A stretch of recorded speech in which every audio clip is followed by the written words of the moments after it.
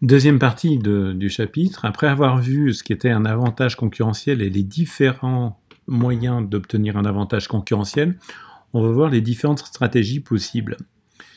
En fait, il y a 4 stratégies, mais elles s'opposent 2 à 2.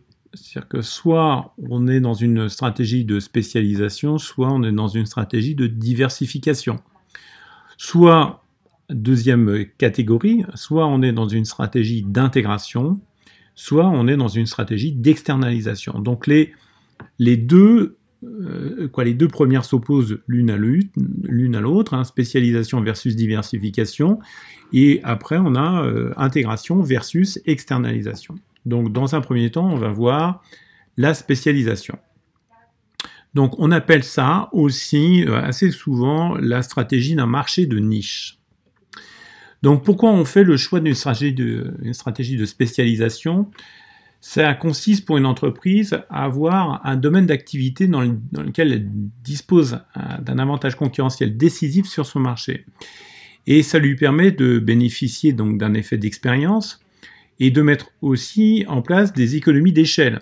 Ce qui lui permettra d'avoir un autre avantage concurrentiel, c'est la domination par les coûts et de renforcer son avantage concurrentiel. Donc j'ai pris le logo d'iTunes parce que même si ça évoque Apple et Apple a différents produits, mais iTunes a profité d'un effet donc d'observation du consommateur dans les années 90 où on était dans la dématérialisation de la musique avec des plateformes gratuites qui permettaient le téléchargement de différentes musiques. C'était ce qu'on appelait du peer-to-peer. À l'origine, c'était entre guillemets pas cadré légalement. Au final, ça a été interdit. Mais nonobstant le fait que ce soit interdit, il y a beaucoup de circulation de musique dématérialisée qui circulait sur le marché. Et Apple a retenu l'idée que, au final, les gens s'étaient habitués à avoir de la musique numérique dématérialisée qui fonctionnait d'ordinateur à ordinateur. Du coup, Apple a constitué un catalogue musical destiné à la revente, donc complètement légal, mais là, ils ont mis une pression absolument dingue sur les éditeurs de musique classique qui vendaient jusque-là sous forme de CD ou forme de cassette, hein, ça existait encore à cette époque-là, et ils ont été en position de force de négociation en disant que les consommateurs ne voulaient pas forcément acheter un disque matériel, ne voulaient pas acheter forcément tous les morceaux d'un disque, et donc il a fractionné les morceaux par morceau sur un disque, et bien il est devenu un acteur incontournable, et c'était une véritable spécialisation. C'est-à-dire que bien avant que les iPhones puissent apparaître, il y a eu d'abord les iPods qui permettaient de, sous une forme très miniaturisée, d'avoir l'équivalent de 700 disques sur soi, et donc pour pouvoir circuler avec sa propre musique. Donc c'est un bon exemple d'une stratégie de spécialisation où Apple, par le biais d'iTunes, est confié donc une autorité sur ce domaine-là. Alors, une entreprise peut mettre en place une stratégie de spécialisation de plusieurs façons. Déjà, la première, c'est d'être sur un marché qui est en total développement. Là, j'ai pris l'exemple du marché de la voiture électrique, parce que de plus en plus d'usagers, de consommateurs de véhicules s'inquiètent sur l'augmentation de CO2 et de la pollution. Et donc c'est un marché qui est en fort développement, et donc là, Tesla a choisi d'avoir un produit totalement innovant qui était sur un marché innovant en développement. Et là, l'exemple de Tesla, ils sont repartis from scratch, c'est-à-dire ils n'ont pas été dans la logique de la suite évolutive des véhicules à consommation de pétrole et donc ce qu'on appelle les véhicules à moteur thermique. Ils sont partis de zéro sur la base d'un moteur électrique, et là ils ont acquis une compétence qui a été une véritable révolution pour les concurrents. et qui ont dû après adapter leurs produits, mais toujours est-il que Tesla avait quasiment pris 10 ans d'avance sur ce type de marché. Autre possibilité, c'est l'extension de marché. C'est donc s'étendre sur son marché, soit par le développement d'une nouvelle zone géographique, de passer d'un niveau régional à un niveau national ou à un niveau international, ou de s'adresser à un nouveau type de clientèle. J'ai pris l'exemple de Mac, qui est à l'origine une entreprise qui fait du maquillage, mais à destination des professionnels. Et donc, très rapidement, se sont aperçus que leur marché était vite saturé. Ils se sont acquis une véritable réputation dans ce métier du maquillage. Et du coup, ils ont étendu sur une nouvelle type de clientèle, ce qui suppose l'ouverture de magasins dans les centres-villes pour pouvoir capter cette nouvelle clientèle qui est donc une clientèle privée.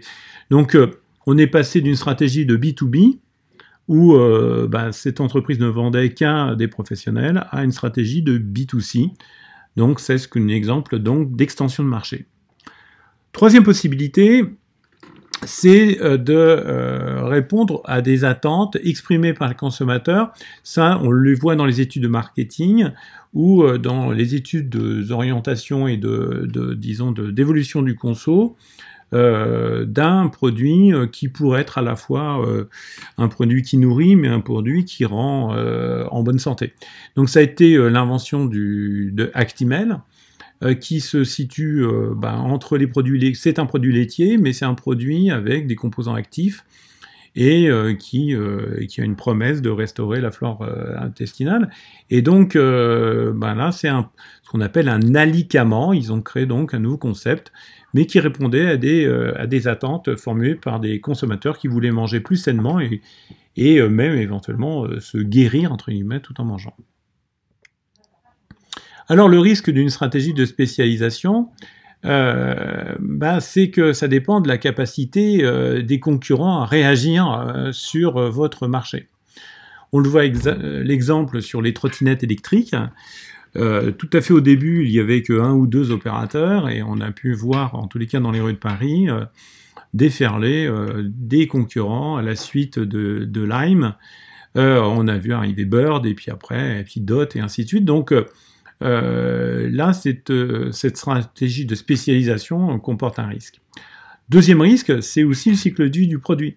Si ce produit va rapidement arriver en phase de maturité, dès que là, il va falloir trouver un nouveau produit et se spécialiser sur un nouveau produit.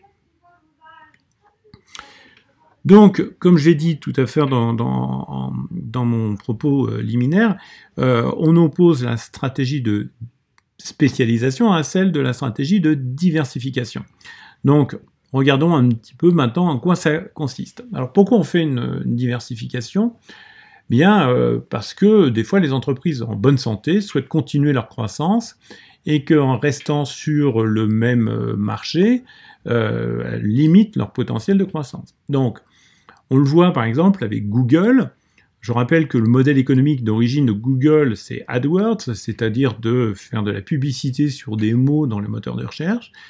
Mais Google, très rapidement, s'est développé sur d'autres outils informatiques, mais aussi sur des choses un peu plus lointaines, sur l'énergie, sur la santé, sur l'intelligence artificielle, sur les voitures, et ainsi de suite. Donc on est vraiment sur une stratégie de développement qui est en fait signe d'une bonne santé de l'entreprise qui peut choisir d'investir sur des secteurs, même en prenant des risques, que le secteur ne fonctionne pas forcément. Mais elle veut continuer sa croissance de cette manière-là. Et puis ça peut être à l'inverse, parce que la situation économique est difficile, et donc la diversification doit lui permettre de redresser la situation. C'est l'exemple de Cachou-Lajonie, quand le propriétaire actuel l'a repris il y a une vingtaine d'années. Donc il a hérité c'était la 4e génération. Et en fait, il a fait tout de suite une étude de marché pour s'apercevoir que les Cachou-Lajonie qui étaient vendus en pharmacie seulement étaient majoritairement achetés par des personnes qui avaient 70 ans. Donc il a fait le calcul très rapide que au final, il avait une expérience de vie de 10 ou 15 ans et que le produit allait disparaître avec ses consommateurs. Donc il a choisi de diversifier. Il a créé de nouveaux goûts, de nouveaux produits, et surtout, il a diversifié aussi sa distribution pour pouvoir, pour faire en sorte que ces nouveaux produits se retrouvent dans différents points de vente, et notamment aux caisses des grandes et des moyennes surfaces. Donc là, c'était une diversification dite de survie. Alors, on a des stratégies de diversification qui permettent de certaines entreprises d'aborder de nouveaux domaines d'activité tout en restant dans le même univers et en final en s'adressant peut-être à la même clientèle. Alors j'ai pris l'exemple de Montblanc. Quand on regarde l'origine du Montblanc, le téléphone Montblanc, je ne parle pas des crèmes, des desserts Montblanc, le stylo Montblanc, c'est le stylo plume, c'est le premier produit, et Montblanc avait tiré son originalité sur le fait qu'il avait intégré une pompe pour pouvoir puiser l'encre et donc c'était une pompe avec munie d'un réservoir. Et c'était ça l'originalité technologique de Montblanc. Il faut quand même expliquer qu'à l'époque, tout le monde fonctionnait avec des porte-plumes. Donc ça voulait dire un encrier, et ça bavait, il fallait un buvard.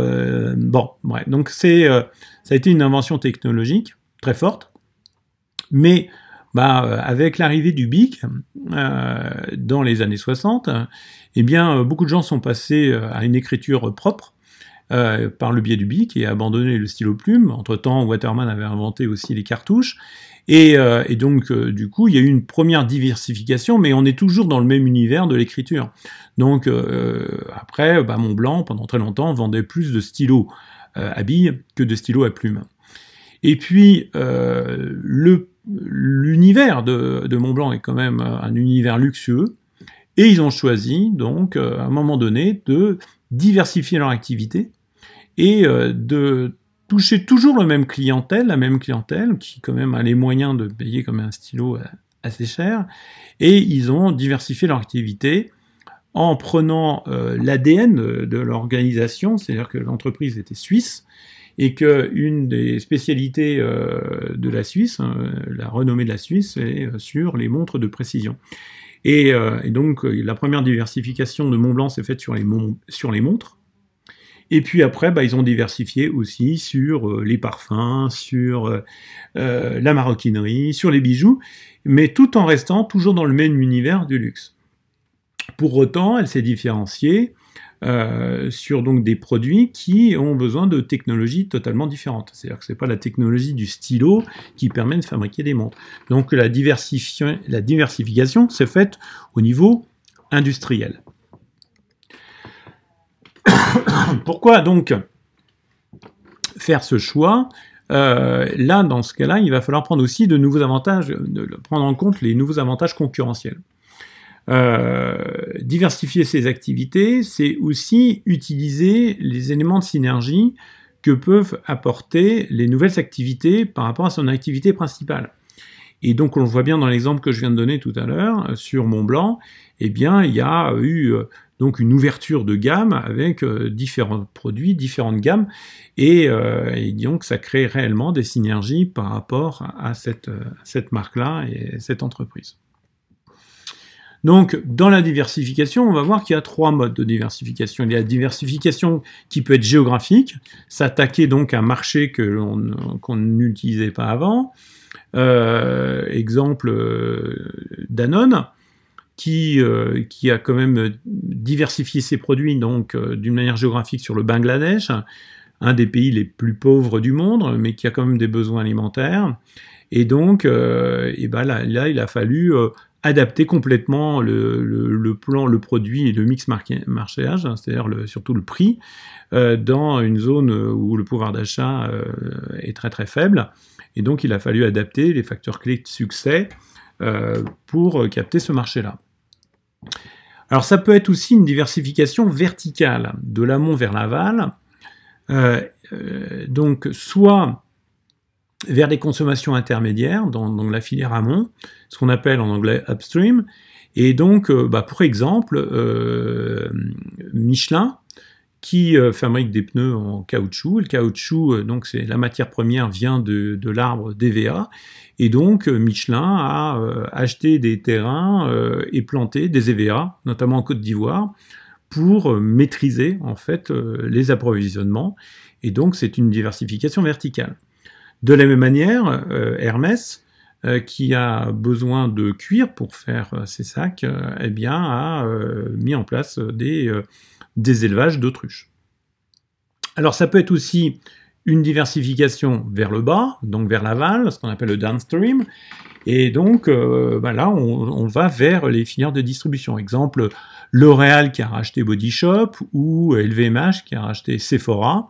Comme LVMH est propriétaire de plusieurs marques de parfums ou de cosmétiques, eh bien, Sephora, qui est un distributeur spécialisé, donc une GSS, eh bien, il y avait une logique à avoir une diversification vers le bas. Troisième mode de diversification, la diversification horizontale. Donc là, on va vers des activités connexes, où l'entreprise va s'engager sur des nouveaux métiers qui s'appuient avec la complémentarité du portefeuille existant. Si on prend l'exemple de Salomon, Salomon est une entreprise à l'origine de mécanique qui fabriquait des ressorts et qui a fabriqué des fixations à ressorts pour les fixations de ski. Et eh bien, on a vu après Salomon se diversifier à aller vers ce qui était pris dans la fixation, c'est-à-dire la chaussure. Mais quand on regarde bien, au niveau industriel, ça n'a rien à voir. Entre fabriquer une fixation qui utilise beaucoup de produits à base de métaux, de ressorts, et d'aller faire une chaussure qui utilise essentiellement que du plastique. Donc il a fallu que l'entreprise apprenne à faire totalement autre chose. Et puis après, de fil en aiguille, ils ont été aussi vers les skis. Donc c'est ce qu'on appelle une diversification horizontale. Donc, si on regarde sur ces quatre types de diversification, on peut avoir quatre types de diversification pour des logiques différentes. La diversification qui peut être de placement, et là c'est une diversification purement financière, où on cherche à mieux gérer son portefeuille d'actions avec des placements financiers pour pouvoir jouer sur la rentabilité. Ensuite, vous avez aussi les placements dits industriels, où l'entreprise va racheter ou va prendre des parts dans des industries pour pouvoir acquérir le métier et acquérir des compétences. Ce qu'a fait Total au début, quand Total s'appelait pas Total avant, mais s'appelait Elf. Et Elf a en fait diversifié ses investissements sur les produits pharmaceutiques, donc en créant Sanofi. Et en fait, c'était une filiale industrielle de Elf. Ça peut être une diversification de comportement où on cherche à avoir un avantage concurrentiel sur la sécurité de ses approvisionnements. C'est ce qu'on a vu précédemment sur Michelin, qui cherche à avoir la maîtrise de l'EVA pour fabriquer ses pneus. Ou ça peut être sur l'aval, où l'avantage concurrentiel, c'est sur les débouchés, qui Total est passé de la prospection pétrolière, où ils allaient soit en haute mer ou dans les régions pétrolifères, au raffinement, jusqu'à la distribution entre le raffinement et les stations-service, et pour avoir leur propre station-service. Ça peut être aussi la diversification de redéploiement, donc parce qu'on anticipe que les produits sont en train d'entrer en phase de maturité ou de déclin, et que le domaine d'activité stratégique pourrait être à terme menacé, et on recherche donc une croissance future. Et puis ça peut être une diversification de survie, pour assurer donc la pérennité de l'entreprise, parce que l'entreprise, comme elle l'est actuellement, est totalement condamnée, parce que l'activité traditionnelle va disparaître. Alors l'avantage de la diversification, eh bien souvent, c'est mené par le dirigeant, et non pas forcément par les actionnaires. C'est le dirigeant qui va proposer aux actionnaires de se diversifier. Et c'est vrai que ça permet ça a beaucoup d'avantages pour lui. pour nourrir son ambition, son pouvoir, son prestige, sa notoriété, et puis évidemment sa rémunération personnelle. Quels sont les risques d'une stratégie de diversification? Le risque est d'abord financier. Il faut pouvoir investir dans différentes industries, dans différentes technologies, pour développer une nouvelle activité. Donc tout ça, ça coûte très cher, et ça va demander des nouvelles ressources et des nouvelles compétences. Quand je dis nouvelles compétences, ça veut dire de l'embauche, d'acquérir donc des nouveaux talents. Ça peut être un risque technologique, parce que le développement d'une nouvelle technologie peut nécessiter le développement d'une nouvelle activité, peut nécessiter donc la maîtrise de nouvelles technologies. Et quand on est dans l'innovation technologique, il faut investir en permanence dans l'innovation. Ça peut être risque lié aux ressources d'entreprise, aux ressources humaines. L'entreprise donc devra développer de nouvelles compétences en recrutement, en formation, avec un marché de l'emploi qui sera peut-être totalement différent suivant les secteurs d'activité. En plus, on peut avoir le risque de dispersion des ressources. L'entreprise prend le risque donc de disperser ses ressources sur plusieurs activités. Il y a des problèmes aussi de coordination qui peuvent arriver, donc il faut pouvoir assurer une certaine unité entre ces différentes activités. Une coordination en termes d'image, parce que aussi des entreprises qui auront des activités très très diverses, je pense à Virgin par exemple, qui va de la musique à des compagnies aériennes, à des compagnies de voyage. C'est en effet, il y a une coordination de tous ces domaines d'activité stratégiques. Donc après, on peut faire aussi attention au coût de recentrage pouvant suivre une diversification hasardeuse. C'est-à-dire que quand on s'est extrêmement diversifié et qu'on veut après recentrer sur une activité principale, comme l'a fait Danone il y a quelques années, eh bien ça peut en effet générer aussi des coûts. Donc pour résumer ce chapitre sur la spécialisation versus diversification, eh bien, on voit que la stratégie de spécialisation, c'est une concentration de l'entreprise sur un avantage concurrentiel décisif dans un domaine d'activité stratégique. Là, j'ai pris l'exemple de la montre de luxe Vacheron-Constantin. Ils ne font que des montres, alors ils ont différents types de montres.